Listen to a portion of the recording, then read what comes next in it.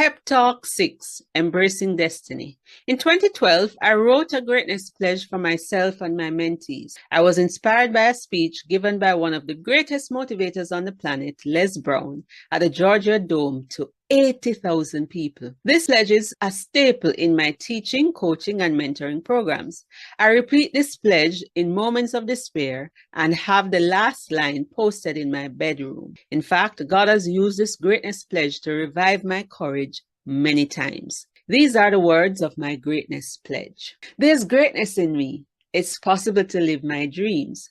No matter how bad it is or how bad it gets, I'm going to make it. With faith, courage, and consistent action, I'm going to make it. It's not over until I win. I know there is a call on my life to do great things for God.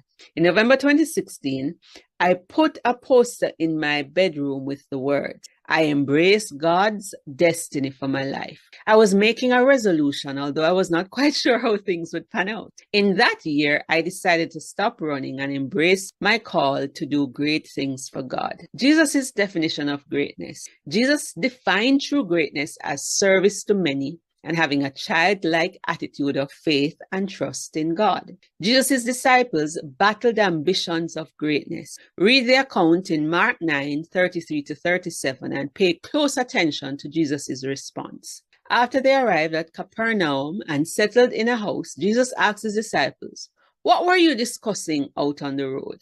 But they didn't answer because they had been arguing about which of them was the greatest. He sat down, called 12 disciples over to him and said, "Whoever wants to be first must take last place and be the servant of everyone else." Then he put a little child among them. Taking the child in his arms, he said to them, "Anyone who welcomes a little child like this on my behalf welcomes me. And anyone who welcomes me welcomes not only me, but also the Father who sent me." Jesus, the greatest of all human beings, in my estimation, modeled his definition of greatness before his disciples when, as their Lord and Master, he washed their dirty feet. Imagine that. Jesus, the greatest person and leader who ever lived, who has served the greatest number of people, John 3:16, who conquered humankind's greatest enemies of sin, death, and Satan, paused to wash dirty feet. His is the greatest story ever told and the greatest mission ever undertaken.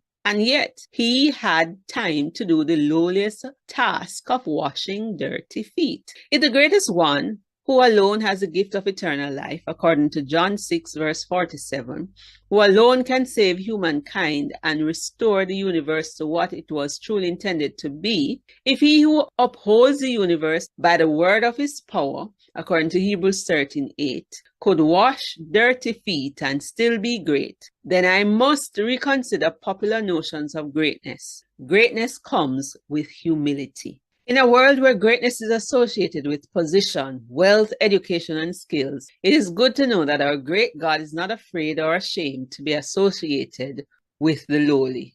As we consider humility and greatness, be reminded that wherever your greatness quest leads you, go humbly and serve like Jesus. Wherever greatness leads me, my prayer is to still see and follow in Jesus' footsteps. How about you?